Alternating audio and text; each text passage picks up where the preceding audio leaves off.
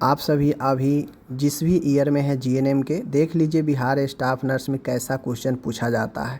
अगर आप नहीं पढ़ते हैं तो देख लीजिए क्या हाल आपका होने वाला है।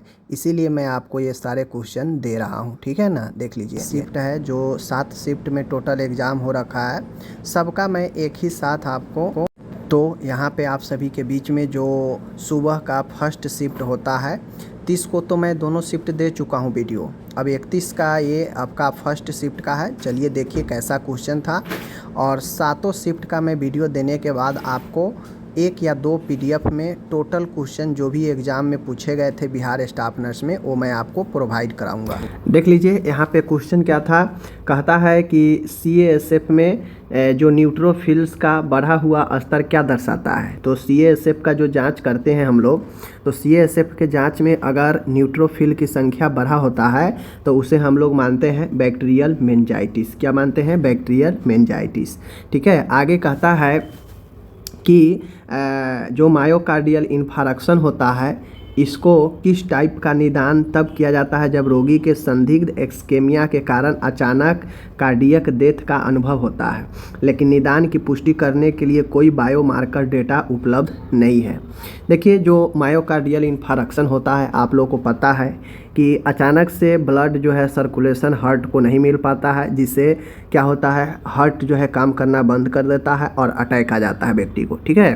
तो बेसिकली जो टाइप 3 का जो आपका मायोकार्डियल जो इन्फारक्शन होता है, टाइप 3 में जो आपका हृदय के मसल्स होता है ये ब्लॉकिंग वगैरह से होता है, जिसके कारण हृदय को ब्लड सप्लाई रुक जाता है और वहाँ पे जो मसल्स होता है हृदय का क्षतिग्रस्त होने लगता है, जिसके कारण हार्ट अटैक व्यक्ति में आता है और कार्डियक डेथ का अनुभव होता है। बात समझ गए?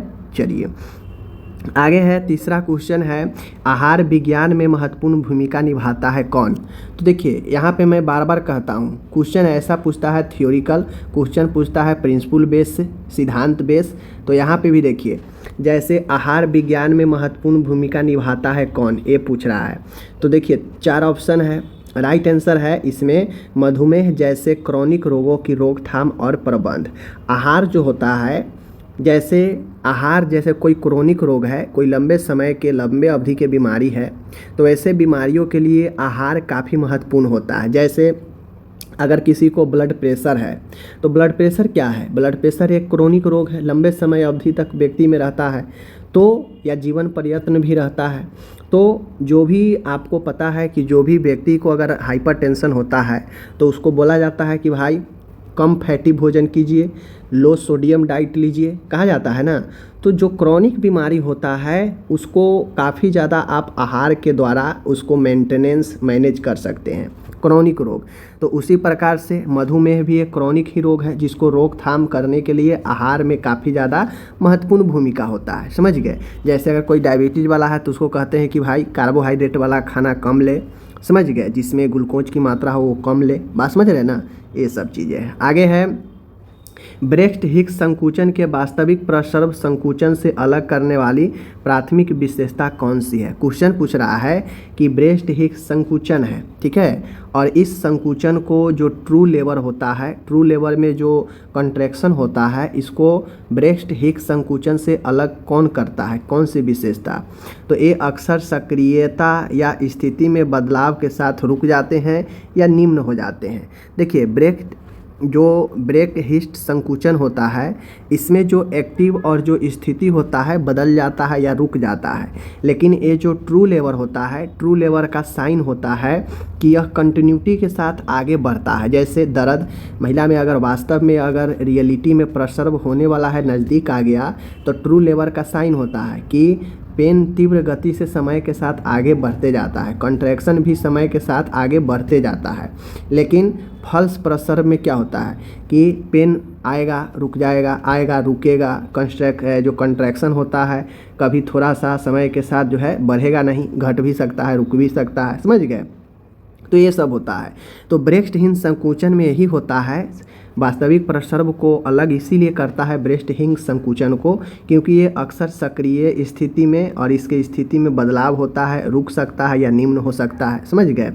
तो इन चीज़ों है। आगे है यहाँ पे सामुदायिक संसाधनों का दृश्य मानचित्र करने के लिए मुख्यतः किस उपकरण का उपयोग किया जाता है। कहता है कि सामुदायिक संसाधनों के लिए समुदाय में जो भी संसाधन है इसको मानचित्र करने के लिए यानी मैपिंग करने के लिए किस उपकरण का उपयोग करते हैं। तो आप लोगों को पढ़े हैं GIS मैपिंग जो होता है, मैपिंग के जरिए ही हम न जो है मानचित्र के द्वारा उसको दर्शाते हैं, पता होना चाहिए। ठीक है, आगे है मानसिक स्वास्थ्य कंटिन्यूअम के अनुसार किसी व्यक्ति के किसी ह्रास के बाद उस उदास होने को निम्नलिखित में से क्या माना जाता है। मान गए किसी व्यक्ति में ह्रास हुआ, ठीक है, किसी व्यक्ति को दुख हुआ, उसके बाद अगर उससे उदास होता है तो मानसिक स्वास्थ्य कंटिन्यूअम के अनुसार उससे क्या माना जाएगा। तो मानसिक स्वास्थ्य के परिसर के भीतर एक समान मानवीय आवेश। ठीक है, इसमें होता यह है कि व्यक्ति का नेचर होता है कि दुख होने के बाद व्यक्ति में उदास आता है, समझ गए। अगर आपको नॉर्मल लाइफ में भी आपको दुख होता है, कोई किसी भी चीज़ से अगर आपको दुख हुआ तो दुख होने के बाद थोड़ा सा उदास होता है, लेकिन जो मानसिक रूप से स्वस्थ होता है व्यक्ति वो हैंडल कर लेता है। लेकिन जो मानसिक रूप से स्वस्थ नहीं होता है वो हैंडल नहीं कर पाता है सिचुएशन को, और वह उदासी में ही जो है और ज़्यादा डीपली जो है चलते चला जाता है। बात समझ रहे हैं।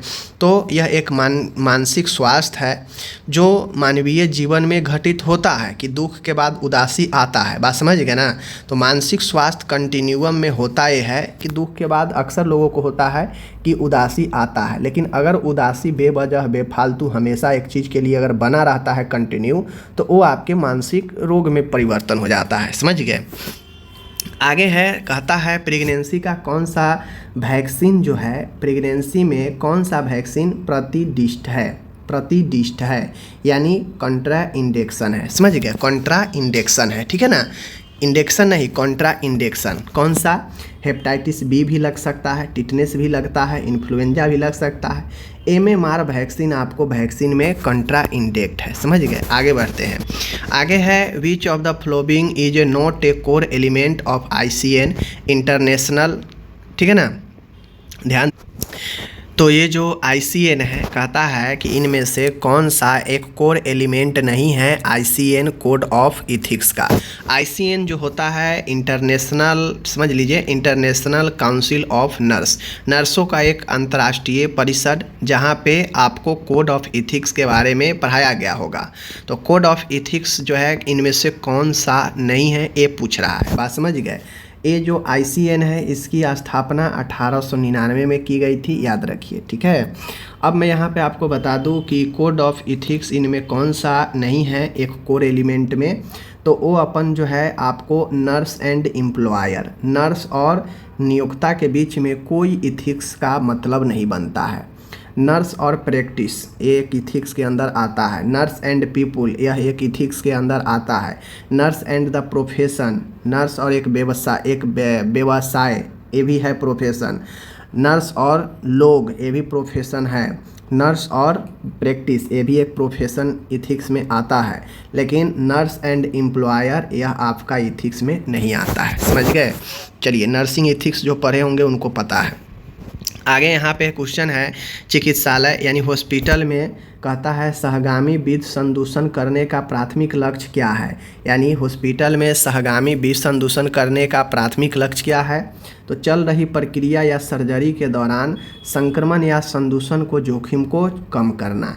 यानी संगामी विष संदूषण करने का प्राथमिक लक्ष्य यही है कि जो भी प्रोसेस चल रहा है, ठीक है, जो भी प्रोसेस या जो भी सर्जरी चल रहा है इस दौरान संक्रमण या संदूषण के जोखिम को कम करना। ठीक है, आगे बढ़ते हैं। क्वेश्चन है which of the flowing factor must be consider while preparing IV fluid of different strength. कहता है कि निम्नलिखित में से वह कौन सा एक कारक है जिससे हम लोग IV फ्लूइड तैयार करने में हर एक स्ट्रेंथ में हम लोग कंसीडर करते हैं, शामिल करते हैं। तो आपको पता होना चाहिए हम IV फ्लूइड तैयार करते हैं तो वह स्टेरिलिटी होनी चाहिए, एक्यूरेट कैलकुलेशन होनी चाहिए, प्रॉपर लेवल वाला होना चाहिए। इन सब बातें को हम लोग ध्यान रखते हैं, कंसीडर करते हैं IV फ्लूइड तैयार करने में। बात समझ रहे हैं ना। आगे है यहाँ पे कि किस संक्रमण को जर्मन मीजल्स भी कहा जाता है। तो जर्मन मीजल्स रूबेला को बोलते हैं, सबको पता होना चाहिए, पढ़ाए भी हैं हम। आगे है, कहता है वर्जीनिया हेंडरसन के सिद्धांत मुख्य केंद्र बिंदु क्या है। वर्जीनिया हेंडरसन के सिद्धांत पूछा गया है कि मुख्य केंद्र बिंदु क्या है। तो 14 मूल मानवीय आवश्यकता जिनकी पूर्ति में नर्स रोगी की सहायता करती है। वर्जीनिया हेंडरसन के अनुसार 14 ऐसे मानवीय आवश्यकता है जिसकी पूर्ति के लिए नर्स रोगी की हेल्प करती है। बात समझ रहे हैं।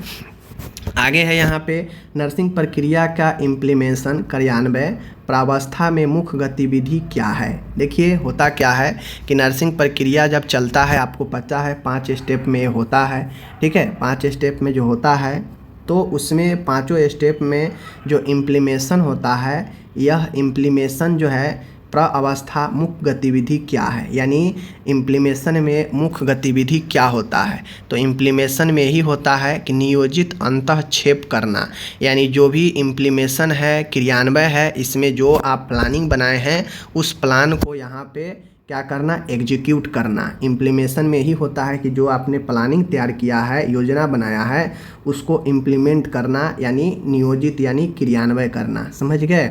आगे बढ़ते हैं। आगे है यहाँ पे देख सकते हैं कि देख लीजिए, टॉर्सेडेस की पॉइंट निम्नलिखित में से किस प्रकार के एरिथेमियाज है।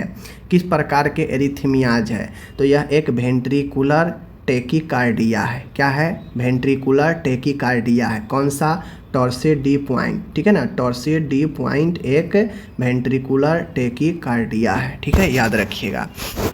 आगे है, निम्नलिखित में से किस औषधि में अल्फा एगोनिस्ट प्रभाव होता है, इसका उपयोग तीव्र ग्राहिता के उपचार के लिए किया जाता है। तो आपको पता होना चाहिए, तीव्र ग्राहिता हाइपर सेंसिटिविटी के उपचार के लिए किसका इसमें उपयोग करते हैं। तो आप लोग को पता होना चाहिए एपिनेफ्रिन, और यह एपिनेफ्रिन में अल्फा एगोनिस्ट होता है। मैंने पढ़ाया भी था कि इनमें से कौन सा अल्फा एगोनिस्ट मेडिसिन है, मैंने पढ़ाया भी था। तो जो लोग पढ़े हैं उनको पता है एपिनेफ्रिन। बात समझ रहे हैं ना। आगे है यहाँ पे, स्तन अतिपूरण के प्रबंध में महत्वपूर्ण कदम क्या है। देखिए कुछ ऐसे इंग्लिश होते हैं ना कि दिमाग को हिला देगा, आपको खुद पता नहीं चलेगा इसका मतलब क्या होता है। तो स्तन अतिपूरण के प्रबंध में महत्वपूर्ण कदम क्या है। बार बार स्तन कराना या पपिंग करना, ठीक है। बार बार स्तनपान कराना या पपिंग करना, यह अतिपूरण के प्रबंध के महत्वपूर्ण कदम है। आगे है, when is surgical asepsis mandatory. Surgical asepsis mandatory कब होता है, ये पूछ रहा है। तो व्हाइल इंसर्टिंग ए यूरिनरी कैथेटर। देखिए सर्जिकल एसेप्सिस तब मैंडेटरी होता है जब हम कोई प्रोसीजर को कर रहे होते हैं और वह अंदर जाने वाला होता है। समझ गए। जैसे शरीर में कैथेटर हम अंदर डालते हैं बॉडी के अंदर, तो सर्जिकल एसेप्सिस मैंडेटरी होता है क्योंकि वहाँ पे बॉडी पार्ट में हम कोई चीज़ डाल रहे हैं। चाहे सर्जिकल जो प्रोसेस होता है, सर्जरी वगैरह, जहाँ पे किसी इक्विपमेंट को बॉडी के पार्ट में डालकर चीरा लगाते हैं, तो वो भी बॉडी में टच करता है, बॉडी के अंदर तक जाता है। तो जो भी बॉडी के अंदर तक जाने वाली प्रोसेस हो चीर फाड़ वाला, वहाँ पे सर्जिकल एसेप्सिस मैंडेटरी हो जाता है और यह इन्फेक्शन को क्या करता है, रोकता है। ठीक है, ध्यान रखिएगा। आगे है यहाँ पे ट्यूबर, यहाँ ये चीज़ें समझ गए। चलिए अब यहाँ पे देखिए, अब आप कहेंगे कि कैसे। तो देखिए इन चारों में से जो ऑप्शन है उसमें बॉडी में जाने वाला, बॉडी के अंदर जाने वाला जो चीज़ें हैं वो यही है, इंसर्टिंग ए यूरिनरी कैथेटर। बाकी देखिए एडमिनिस्ट्रेटिंग ओरल मेडिकेशन, ये तो मेडिसिन लेते हैं तो इसमें सर्जिकल का कोई संभावना है ही नहीं, सर्जिकल एसेप्सिस का। टेकिंग ब्लड प्रेशर भी लेते हैं तो उसमें बॉडी के अंदर कुछ डालने का प्रक्रिया है ही नहीं। हम बेड लाइन चेंज करते हैं तो ये भी कोई मतलब नहीं बनता है बॉडी के अंदर प्रक्रिया की। समझ गए। बॉडी के अंदर जो भी प्रक्रिया होने वाली होती है वो सब सर्जिकल एसेप्सिस वहाँ पे मैंडेटरी होता है। ठीक है। आगे है यहाँ पे देख सकते हैं आप लोग, ट्यूबरकुलर मेनिंजाइटिस से पीड़ित रोगी के मस्तिष्क मेरु तरल में निम्नलिखित में से कौन सी प्रमुख कोशिका प्रकार देखी जाती है। कहने का मतलब है कि किसी को ट्यूबरकुलर मेनिंजाइटिस हुआ है, यानी एक प्रकार से कह सकते हैं कि ब्रेन में टीबी हुआ है, यानी ट्यूबरकल मेनिंजाइटिस है जहाँ पे मेनिंजिस में ट्यूबरकल जो है हो चुका है। तो आप उसके स्पाइनल, ब्रेन स्पाइनल में जो तरल भरा है उसमें से कौन सी कोशिका के प्रमुख प्रकार देखा जाएगा। अभी ऊपर क्वेश्चन देखे हैं ना कि CASF में जो है वो किस कोशिका के अधिक बढ़ने से जो है उसको हम लोग जो है इन्फेक्शन मानते हैं, बैक्टीरियल इन्फेक्शन, पढ़े है ना। तो अब यहाँ पे वही चीज़ें पूछ रहा है। तो जो लिम्फोसाइट्स होता है, लिम्फोसाइट्स अगर आपके CASF में लिम्फोसाइट की संख्या बढ़ा है तो वह ट्यूबरकल मेनिंजाइटिस से पीड़ित व्यक्ति हो सकता है। बात समझ गए। आगे है, कौन सी संगठनात्मक संरचना स्पष्ट समादेश श्रृंखला और प्रत्यक्ष रिपोर्टिंग संबंधों की विशेषता रखती है। कहता है कि कौन सी ऑर्गेनाइजेशन स्ट्रक्चर है जो क्लियर समादेश श्रृंखला और प्रत्यक्ष रिपोर्टिंग संबंधों की विशेषता रखती है। Line organisation. कौन सा? Line organisation. ठीक है, आगे मैं बढ़ता हूँ। All of the following are recommended site of intramuscular injection in adult except. एक को छोड़कर सब जो है इंट्रामस्कुलर इंजेक्शन देने का एक साइट है, समझ गए, एक को छोड़कर एडल्ट में। ठीक है, देखिए तो आपको पता होगा डेल्टॉइड भी है, वेंट्रोगुलेट्रियल भी है, वास्टस लैटरिस भी है, लेकिन डर्सोगुलेट्रियल ये जो है अपना राइट आंसर नहीं है। ये इसको छोड़कर तीनों जो है आपका इंट्रामस्कुलर के लिए बेस्ट है एडल्ट में। ठीक है, आगे मैं बढ़ता हूँ। यहाँ पे देख लीजिए कोलोनाइजेशन का अर्थ क्या है। कोलोनाइजेशन का अर्थ क्या है? कोलोनाइजेशन का अर्थ क्या है? तो कोलोनाइजेशन का अर्थ होता है पोषण को क्षति पहुँचाए बिना सूक्ष्म जीवों की उपस्थिति। पोषण की क्षति पहुँचाए बिना सूक्ष्म जीवों की उपस्थिति, यानी सूक्ष्म जीव आपके पोषण खाद्य पदार्थ में होगा लेकिन वो क्षति कुछ नहीं पहुँचाएगा, तो उसे कोलोनाइजेशन कहते हैं। ठीक है, आगे है, निम्नलिखित में से किसके आकलन के लिए हैरिस बेनेडिक्ट समीकरण का उपयोग किया जाता है? तो आप लोग पढ़े होंगे, पता है कि हैरिस बेनेडिक्ट समीकरण का उपयोग करते हैं बेसल मेटाबॉलिक रेट के लिए। ठीक है ना, बेसिक मेटाबॉलिक BMR निकालने के लिए। समझ गए। आगे बढ़ते हैं। आगे है पोषण शिक्षा में प्रदर्शन, यानी न्यूट्रिशन पर एजुकेशन दे रहे हैं, शिक्षा दे रहे हैं, तो इसके प्रदर्शन का उपयोग करने का मुख्य लक्ष्य निम्नलिखित में से क्या है? पोषण पर शिक्षा देने का जो प्रदर्शन है उसका उपयोग करने का मुख्य लक्ष्य क्या होता है? तो भोजन तैयार करना, स्वस्थ आहार लेना, संबंधित व्यवहार कौशल प्रदर्शित करना। यानी हम पोषण पर शिक्षा इसीलिए न देंगे कि भाई भोजन को कैसे तैयार करना है, शरीर के लिए एक स्वस्थ भोजन, स्वस्थ आहार कैसे ले, इसी सब के प्रदर्शित के लिए ना हम पोषण शिक्षा देंगे। ये चीज़ें हैं। ठीक है, समझ गए। आगे है, यहाँ पे आगे है, निम्नलिखित में से कौन सा माता पिता के लिए महत्वपूर्ण जो है अष्टकम पूर्व शिक्षण है? ठीक है ना, निम्नलिखित में से कौन सा माता पिता के लिए एक महत्वपूर्ण सशस्त्र कर्म पूर्व शिक्षण है? चूषण को रोकने के लिए उपवास संबंधी दिशा निर्देश, सक्शन को रोकने के लिए उपवास संबंधी दिशा निर्देश। ठीक है, आगे है, निम्नलिखित में से कौन सी नर्सिंग देखभाल मॉडल की विशेषता यह है कि एकल पंजीकृत नर्स RN अपनी शिफ्ट के दौरान रोगियों के एक समूह की पूरी देखभाल के लिए उत्तरदायी होती है। निम्नलिखित में से कौन सी नर्सिंग मॉडल की विशेषता यह है कि RN अपनी शिफ्ट के दौरान रोगियों के एक समूह की पूरी देखभाल के लिए उत्तरदायी होती है? तो total patient care model. Total patient care model में होता है कि जैसे एक नर्स पर अगर 5-6 पेशेंट है जनरल वार्ड में, तो वह 5-6 पेशेंट को टोटल पेशेंट केयर के रूप में वो देखभाल करेगी। समझ गए। आगे है ISBAR चार्टिंग में I का पूर्ण रूप क्या है? देखिए हर एक शिफ्ट में ऐसा क्वेश्चन एक पूछा ही है। ठीक है ना, हर एक शिफ्ट में ऐसा क्वेश्चन पूछा ही है जहाँ पे दे दिया है और उसके बीच में से एक पूछा है कि इसके मीनिंग बताएं, फुल फॉर्म के बीच में से। तो ISBAR चार्टिंग में I का पूर्ण रूप होता है आइडेंटिफिकेशन। आइडेंटिफिकेशन कहा जाए तो पहचान। समझ गए। आगे मैं बढ़ूँ, यहाँ पे हेपेटाइटिस के संदर्भ में HBsAg का पूर्ण रूप क्या है?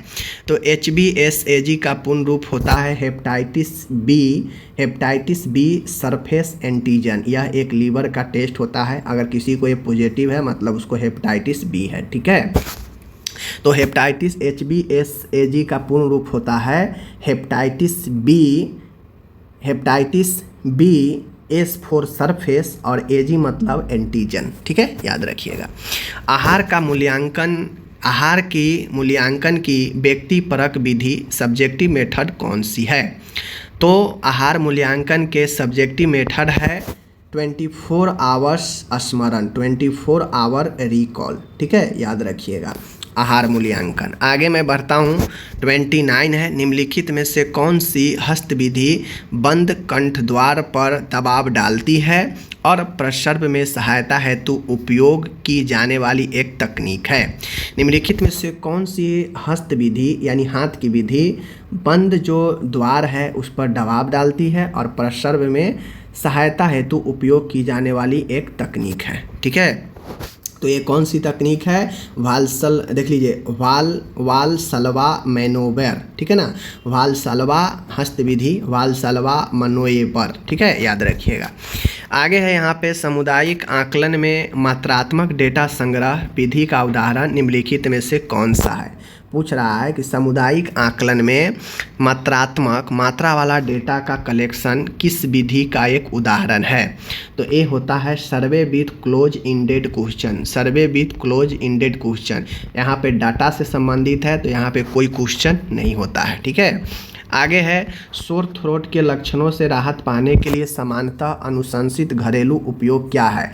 तो देखते नहीं हैं, घर में बताता भी है कि अगर आपको गले में खराश है, गले में दर्द है, सोर थ्रोट है, तो नमक पानी के गरगरे करने के लिए बताता है ना, वो चीज़ें है।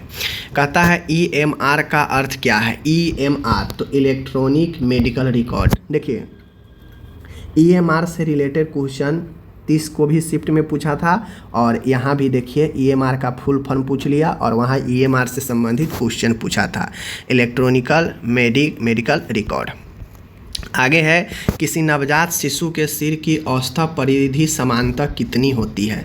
यहाँ पे इंच में पूछा है। ठीक है, तो इंच में पूछा है तो किसी नवजात शिशु के सिर की औसत परिधि समानतः कितना होता है मैं आपको पढ़ा रखा हूँ। ठीक है ना, मैं आपको पढ़ा रखा हूँ, आपके सामने आंसर है। ठीक है, चलिए आगे है क्लिनिकल थर्मामीटर में किंक या संकीर्ण का प्राथमिक उद्देश्य क्या है?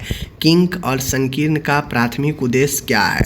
प्राथमिक उद्देश्य है पारा होता है, पारा को अपने आप वापस नीचे गिरने से रोकना। देखिए अगर आपके ज्वर मापी थर्मामीटर में किंक और संकीर्ण अगर नहीं होगा तो आपका जो पारा है जो धीरे धीरे नीचे की तरफ गिरता है वो अचानक से गिर जाएगा। बात समझ रहे हैं ना।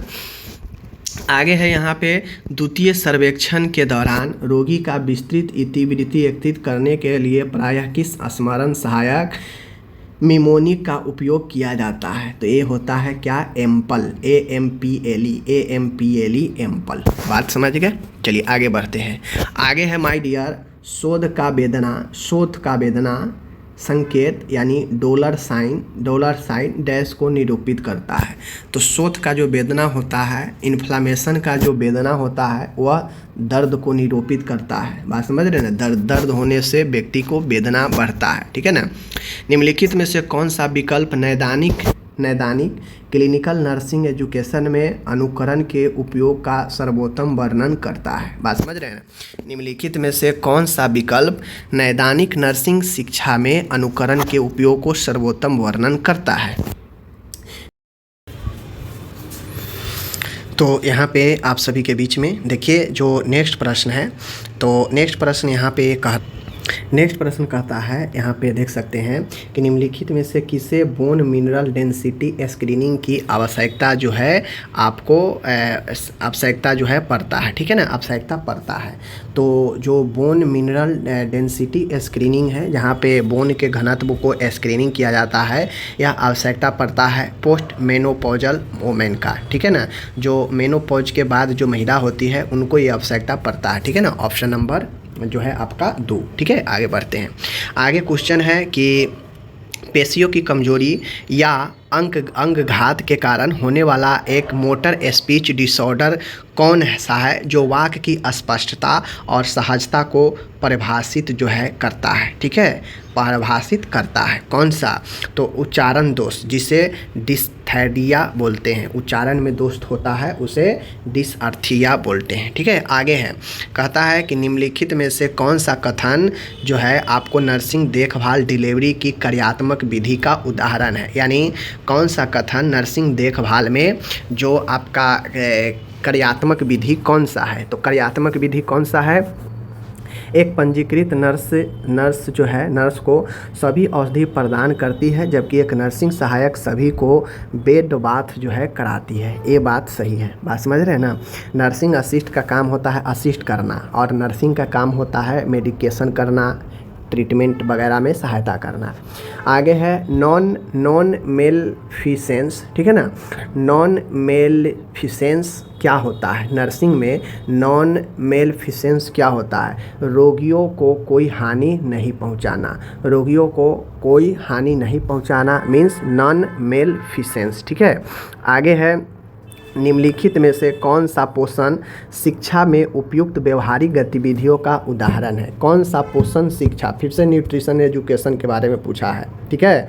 तो खाना पकाने के प्रदर्शन में भाग लेना, ठीक है। खाना प्रदर्शन के देखिए जितने भी डेमोन्स्ट्रेशन होता है, प्रदर्शनी होता है, समझ गए, ये सब शिक्षा के अंतर्गत एक बेस्ट मेथड में आता है। प्रदर्शन करके जो चीज़ किया जाता है, दिखाया जाता है, काफ़ी इफ़ेक्टिव होता है, समझ गए। इसलिए किसी भी स्वास्थ्य शिक्षा में जहाँ प्रदर्शन वाली बात आ जाए उसमें टिक मारिए, वो सर्वोत्तम विधि होता है, ठीक है, चाहे किसी भी प्रकार का शिक्षा हो। आगे है, कहता है डिप्थीरिया के रोगी में बुल नेक जैसा स्वरूप किस कारण होता है? तो डिप्थीरिया के रोगी में बुल नेक जैसा स्वरूप गर्दन में लसिका पर्व की सूजन से होता है, ठीक है ना। लसिका जो पर्व लिम्फ नोड होता है उसमें सूजन से होता है, समझ गए। आगे है माय डियर, समान प्रसर्व के दौरान नीचे धकेलने बियर डाउन के लिए अनुशंसित समय क्या है? तो बियर डाउन नीचे धकेलने के लिए अनुशंसित समय जो होता है सेकेंड लेबर होता है। फर्स्ट लेबर में तो आपका सर्विक्स का सर्वाइकल डिलेशन होता है, समझ गए, सर्वाइकल डायलेशन होता है। सेकेंड स्टेज में बच्चा जन्म लेता है, तो बच्चा जन्म कब लेता है? जब नीचे की तरफ डाउन होता है, जब धकेला जाता है, ठीक है, दबाव डाला जाता है, तभी तो होता है ना। तो दूसरे चरण के दौरान यह जो है धकेलने की जो बियर डाउन है अनुशंसित है वो, ठीक है। आगे है, निम्नलिखित में से कौन सी कोशिका आंत्र स्राव का जलीय तरल स्रावित करती है? बात समझ रहे हैं ना। कौन सी कोशिका आंत्रीय स्राव का जलीय तरल स्राव करता है? तो ये क्रिप्स ऑफ लीवर क्यून, ठीक है ना। लीवर क्यून का क्रिप्स ऑफ लीवर क्यून, ठीक है, याद रखिएगा। आगे है यहाँ पे जैव चिकित्सा अपशिष्ट प्रबंधन नियम 2016 के अनुसार अस्पताल में मानवीय अपशिष्ट के निपटान के लिए किस रंग कोडिंग का उपयोग किया जाता है? मैंने 3 शिफ्ट का क्वेश्चन अभी तक करा दिया हूँ। तीनों शिफ्ट में एक एक बायोमेडिकल के क्वेश्चन था, और तीनों शिफ्ट में येलो वाला कलर से ही पूछा गया है, मानव बॉडी से ही रिलेटेड पूछा गया है। तो आपका ये चीज़ें देख लीजिए। आगे है, निम्नलिखित में से कौन सा कथन नर्सिंग प्रक्रिया का सही वर्णन करता है? तो नर्सिंग प्रोसेस का सही वर्णन कौन करता है? रोगी के देखभाल के लिए एक आवर्ती और गतिशील दृष्टिकोण होनी चाहिए, समझ गए। एक आवर्ती मतलब होता है फ्रीक्वेंट, समझ गए, मतलब पुनः उसको बार बार निगरानी वाला, और एक गतिशील होना चाहिए, समझ गए। आगे है यहाँ पे, कहता है प्रेगनेंसी में कौन सा खाद्य पदार्थ संयोजन आयरन के अवशोषण को अधिकतम करता है? ये भी क्वेश्चन हम करा चुके हैं। संतरे का रस, समझ गए, संतरे का रस जहाँ भी आ जाए आयरन के अवशोषण को बढ़ाता है, तो अपना यही आंसर राइट आंसर हो जाता है, बात समझ रहे ना। आगे क्वेश्चन है, एक वयस्क के लिए प्रोटीन का औसतन आरडीए क्या होता है? देखिए आरडीए से रिलेटेड भी रिकमेंडेड डाइटरी अलाउंस जो है यहाँ भी पूछा गया है। एक में फुल फॉर्म पूछा गया था, एक में आपको विटामिन के नाम पूछा गया था कि कौन सा विटामिन आरडीए में हाई है, समझ गए ना। तो देख लीजिए, एक वयस्क के लिए प्रोटीन का औसतन आरडीए जो होता है शरीर के भार के प्रति किलोग्राम पर 0.8 ग्राम, ठीक है, ऑप्शन नंबर ए।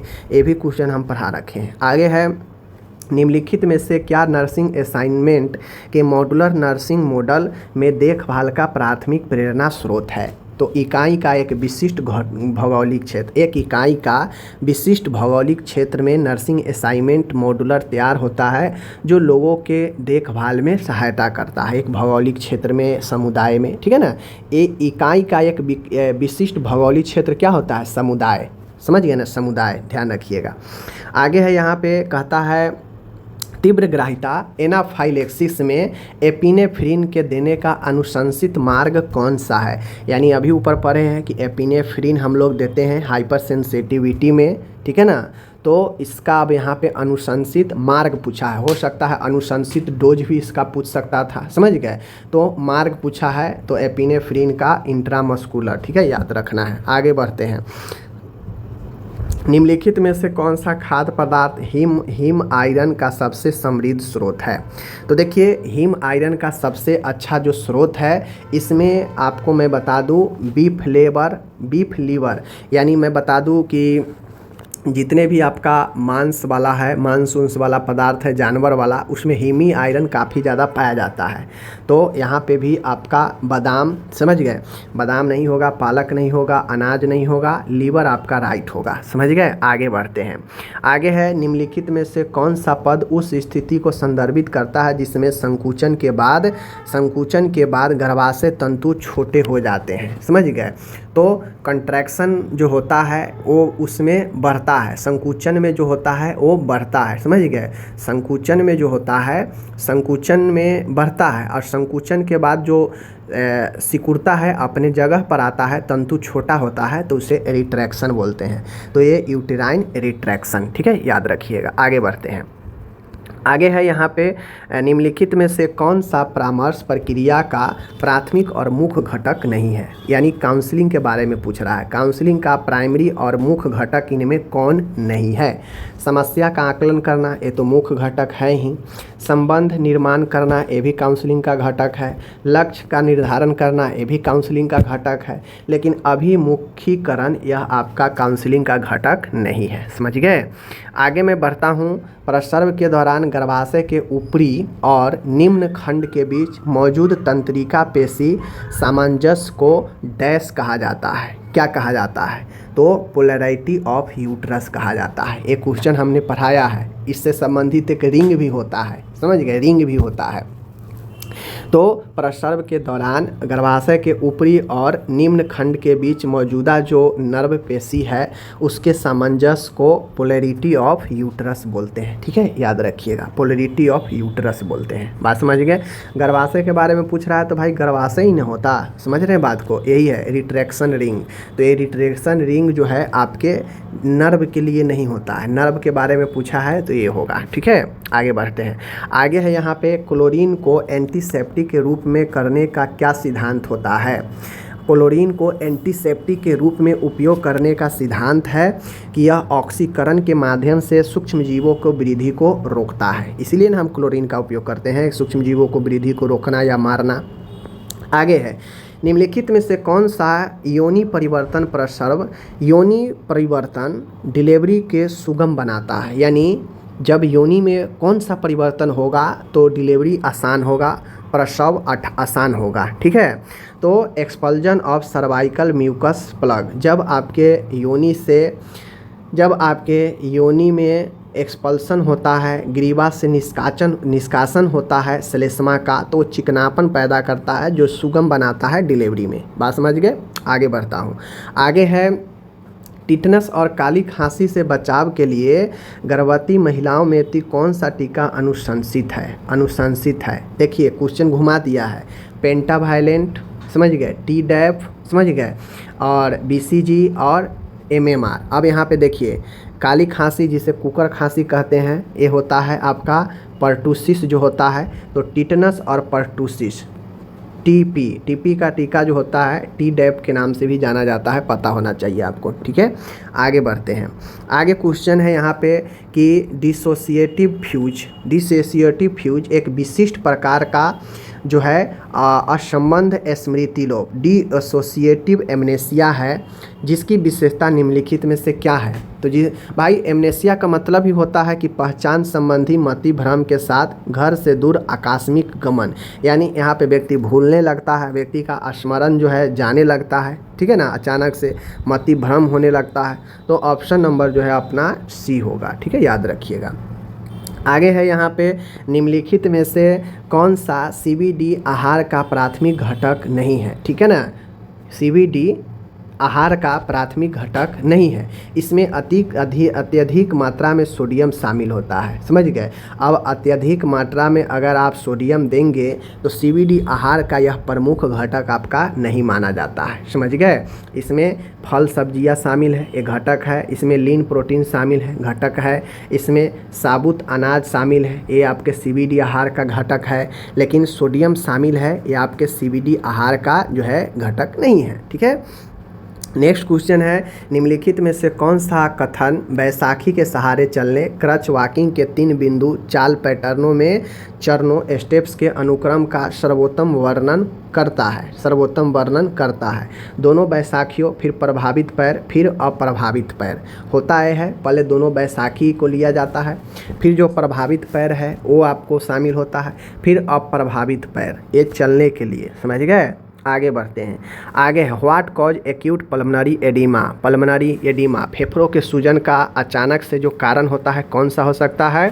तो लेफ्ट वेंट्रिकुलर हार्ट फेलुअर। आपका अगर लेफ्ट वेंट्रिकुलर हार्ट फेलुअर अचानक से होता है तो पल्मोनरी एडिमा हो सकता है। फेफड़ों में आपको तरल भर सकता है, सूजन हो सकता है। बात समझ गए। आगे बढ़ते हैं।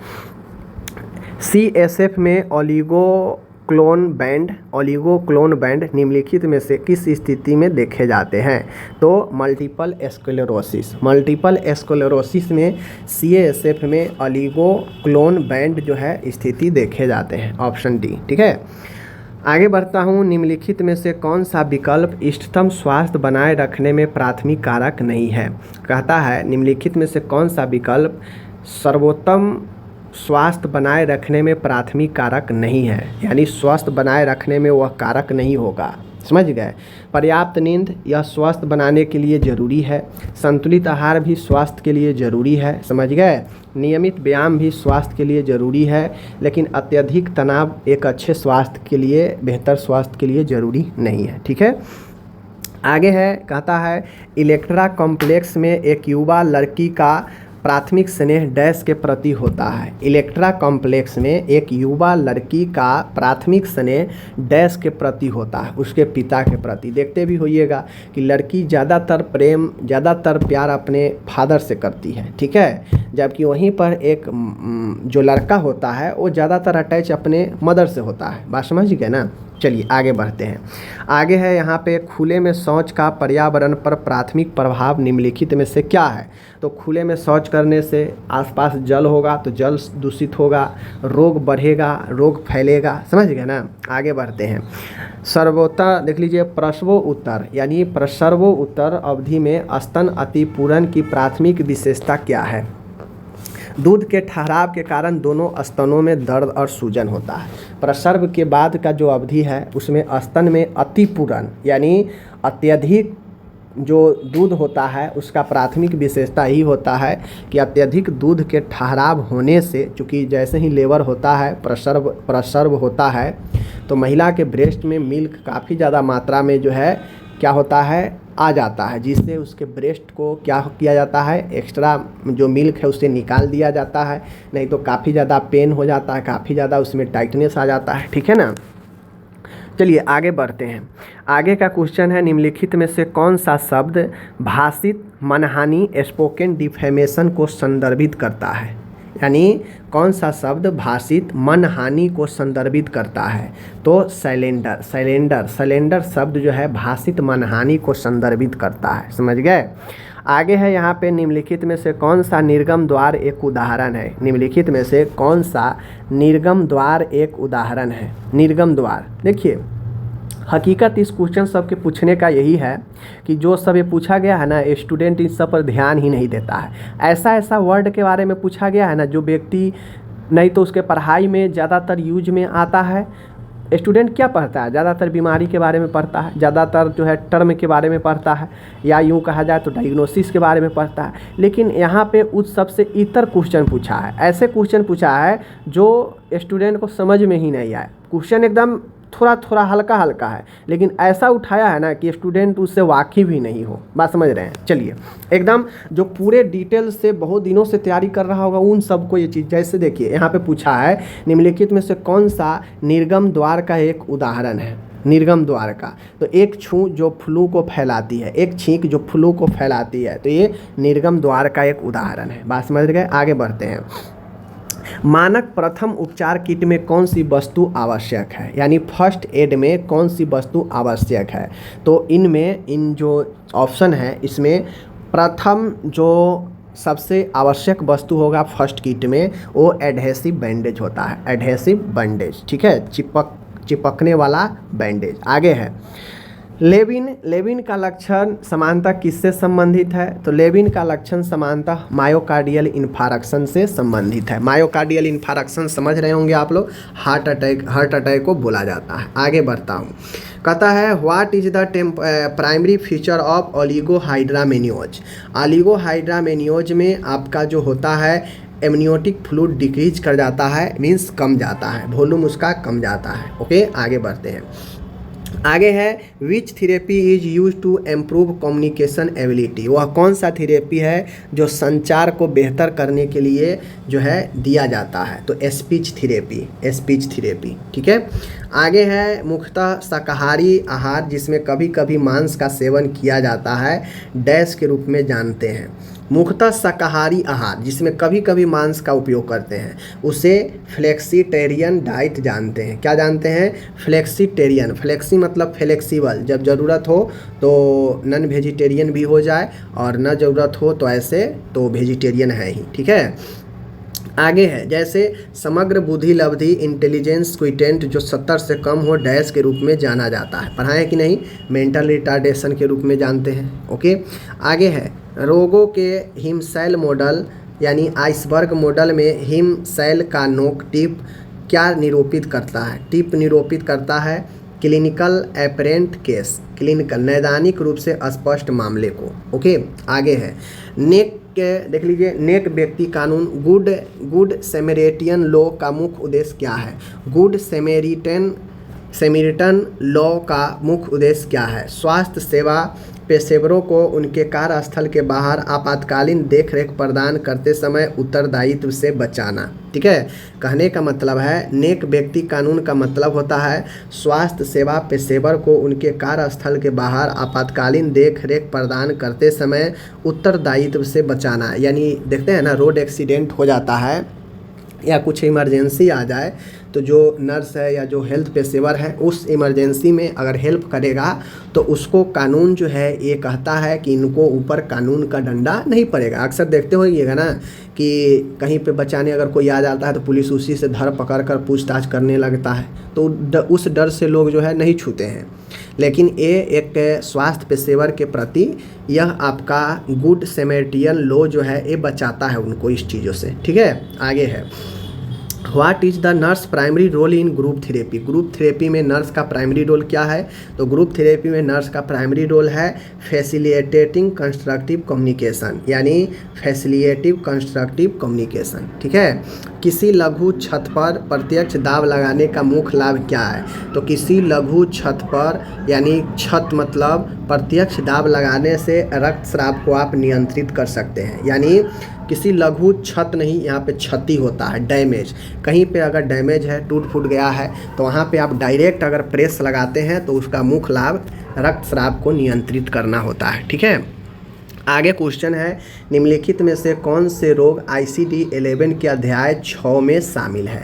मैंने क्वेश्चन आप लोग को कराया है। ICD-11 के अध्याय 6 में मानसिक, व्यवहारिक और तंत्रिकीय विकास शामिल है। बात समझ रहे ना? आगे है यहाँ पे वे कोशिकाएं जिनमें समान विशिष्ट सतही चिन्हक सरफेस मार्कर की कमी होती है जो B या T लिम्फोसाइट पर पाए जाते हैं उन्हें क्या कहते हैं? तो उन्हें नेचुरल किलर सेल बोलते हैं, नेचुरल किलर सेल बोलते हैं, ठीक है। आगे है क्वास्कियोर का नैदानिक संकेत डैश में से क्या है? तो क्वास्कियोर का नैदानिक सान फ्लेक्साइन होता है, पता होना चाहिए, ये भी क्वेश्चन कराए थे हम। मॉड्यूलर नर्सिंग की परिभाषा क्या है? तो मॉड्यूलर नर्सिंग की परिभाषा है कि किसी भौगोलिक इकाई के लिए नियुक्त की गई एक लघु टीम, यानी किसी समुदाय, किसी निश्चित भौगोलिक क्षेत्र के लिए एक टीम बनाया गया है जो उस क्षेत्र में जाकर देख रेख या स्वास्थ्य संबंधी चीज़ें करेगा, तो वही मॉड्यूलर नर्सिंग होता है। बात समझ गए? आगे है who develop the illness wellness continuum model, यानी इलनेस वेलनेस, समझ गए ना, रोग निरोग जो कंटन मॉडल है किसने दिया? John W Travis. John W Travis ने इलनेस वेलनेस कॉन्टिन्यूम मॉडल दिया। ठीक है, आगे है which of the following is a cardinal physical symptom of anxiety disorder. कहता है कि इसमें से कौन सा कार्डिनल फिजिकल सिम्टम है जो एंजाइटी डिसऑर्डर में बढ़ जाता है, देखने को मिलता है? टेकीकार्डिया, जैसे ही व्यक्ति को चिंता सताने लगता है तो व्यक्ति का हृदय का जो धड़कन होता है तेज हो जाता है। समझ गए? आगे बढ़ता हूँ। डॉक्यूमेंटेशन का निम्नलिखित में से कौन सा सिद्धांत यह सुनिश्चित करता है कि दस्तावेजीकरण यानी डॉक्यूमेंटेशन सभी स्वास्थ्य देखभाल प्रदाताओं द्वारा आसानी से पढ़ा जा सके? यह क्या बनता है? लेजिबिलिटी है। यह लेजिबिलिटी है सभी का कि डॉक्यूमेंटेशन इस प्रकार होनी चाहिए कि उसको सब कोई आसानी से पढ़ सके। ठीक है, अब ऐसा नहीं कि आप ऐसा उसको डॉक्यूमेंटेशन कर दे कि दूसरे वाले आए ट्रीटमेंट के लिए तो उसको पता ही नहीं चले। समझ गए? आगे बढ़ते हैं। आगे है भ्रूण की एलिविलियर टाइप 2 कोशिकाओं में पृष्ठ सक्रिय उत्पादन लगभग किस प्रेगनेंसी आयु में शुरू होता है? तो भ्रूण का जो एलिविलियर टाइप 2 या एलिविलियर मतलब फेफड़ा का जो कोशिका होता है वह 24 सप्ताह में जाके जो है आपका शुरू होता है। ठीक है, आगे है निम्नलिखित में से किस, देख लीजिए, निम्नलिखित में से किस एक को छोड़कर शेष सभी परिदृश्य चिकित्सा विधिक मामले की जांच वाले समान परिदृश्य है? निम्नलिखित में से किसी एक को छोड़कर शेष सभी परिदृश्य चिकित्सा विधिक मामले की जांच वाले समान परिदृश्य है। एक को छोड़कर सब जो है परिदृश्यीय चिकित्सा विधि का जो है। एक रोगी को योजनाबद्ध शल्य चिकित्सा के दौरान मृत्यु हो जाती है, यह आपका परिदृश्यीय चिकित्सा विधि के मामले की जांच में नहीं आता है। बात समझ गए? बाकी सब आता है। एक रोगी के संदिग्ध खाद्य विषाक्तता की सूचना दी, एक मरीज बिना किसी स्पष्ट कारण के अचेत पाया गया, एक रोगी गोली लगने के घाव के साथ आया। इन सब मामलों में आपको पुलिस को इन्फॉर्मेशन देना पड़ता है, तब जाके आपको ट्रीटमेंट करना पड़ता है। लेकिन एक रोगी योजनाबद्ध तरीके से सर्जरी हो रहा है और उस दौरान अगर मृत्यु हो गया तो यह जांच के मामले में नहीं आता है, क्योंकि सर्जरी से पहले आपको रिटन कंसेंट इसीलिए लिया जाता है ताकि अगर पेशेंट के साथ कुछ अनहोनी हो जाए तो वह जांच के अंदर दायरे में नहीं आएगा। ठीक है, आगे है पेंटावैलेंट वैक्सीन का टीका निम्नलिखित किन बीमारियों को प्रोटेक्ट करता है? ये भी क्वेश्चन मैंने बताया था कि पेंटावैलेंट में कौन कौन आता है। तो पेंटावैलेंट में डिप्थीरिया, पर्टूसिस, पहले तो आपका डीपीटी आता है, डिप्थीरिया, पर्टूसिस, टिटनेस, और उसके बाद हिब आता है। ठीक है ना, हिब आता है और हेपेटाइटिस बी आता है। ये मैंने आपको करा ही दिया था। आगे है, कहता है शार्प वस्तुओं का निपटान किस प्रकार किया जाना चाहिए? तो जो भी नुकीले वस्तु है उसका निपटान जो है पंचर प्रूफ कंटेनर से करना चाहिए। समझ गए? पंचर प्रूफ कंटेनर में। समझ गए? आगे बढ़ते हैं। आगे है यहाँ पे हैरिस उक्ति। ठीक है ना, हैरिस उक्ति, हैरिस डिक्टम विषम संख्याओं की श्रृंखला का उपयोग करके निम्नलिखित में से किस अंग के विशिष्ट आकार और स्थान का वर्णन करता है?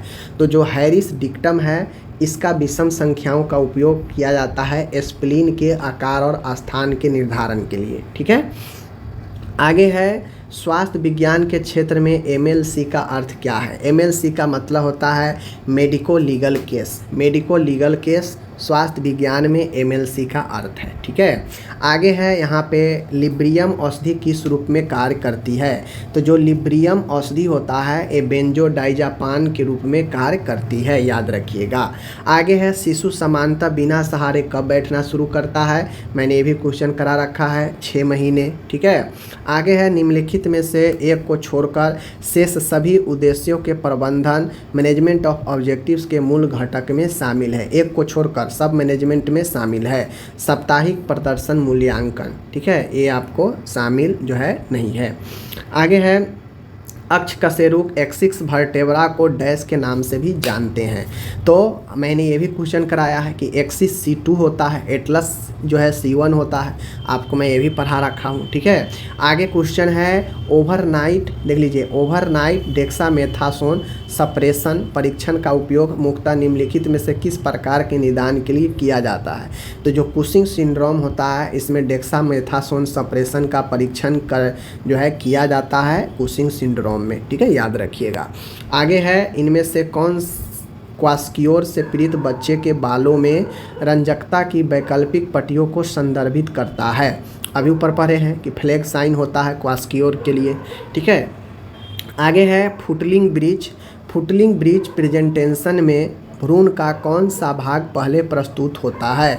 वन और बोथ फीट, वन और बोथ। फुटलिंग है मतलब पैर, सीधा क्वेश्चन था, समझ गए। आगे है और आखिरी क्वेश्चन है, कहता है सैंडल गैप। सैंडल गैप निम्नलिखित में से किस स्थिति का एक समान लक्षण है? तो सैंडल गैप जो है डाउन सिंड्रोम का एक समान सा लक्षण है। तो इस प्रकार से आज जो है मैंने आपको जो भी क्वेश्चन पूछा गया था यहाँ मैंने 100 क्वेश्चन आपको एक एक करके समझा दिया। देखिए अभी तक 3 शिफ्ट का मैंने करा दिया हूँ। टोटल शिफ्ट का वीडियो डाल दूँगा, उसके बाद मैं पूरा PDF आपको एक ही में करके दे दूँगा। दूसरी चीज़ें, अभी 3 शिफ्ट के क्वेश्चन देखने के बाद आपको पता चला होगा कि इन तीनों में कौन हार्ड था कौन स्लो था। मैंने क्वेश्चन देखा तीनों शिफ्ट, देखिए तीनों शिफ्ट में जो क्वेश्चन का जो मैं लेवल था वो एक तरह से ही पूछा गया था। ऐसा नहीं है कि किसी शिफ्ट में बड़ी ही आसान दे दिया गया है। कुछ क्वेश्चन सभी शिफ्ट में डायरेक्टली पूछे गए हैं जो सब जवाब दिए हैं। कुछ क्वेश्चन ऐसे हैं जिसको स्टूडेंट का आता पता भी कहीं संपर्क भी नहीं वैसे वर्ड से था, वैसे वर्ड पूछे गए। कुछ थियोरिकल क्वेश्चन भी पूछे गए प्रिंसिपल बेस। तो सभी प्रकार के क्वेश्चन पूछे गए हैं, समझ गए। तो आप खुद देख सकते हैं, इसीलिए मैं करा भी रहा हूँ। आगामी जिनका एग्ज़ाम है आप लोग प्रैक्टिस कीजिए। धन्यवाद।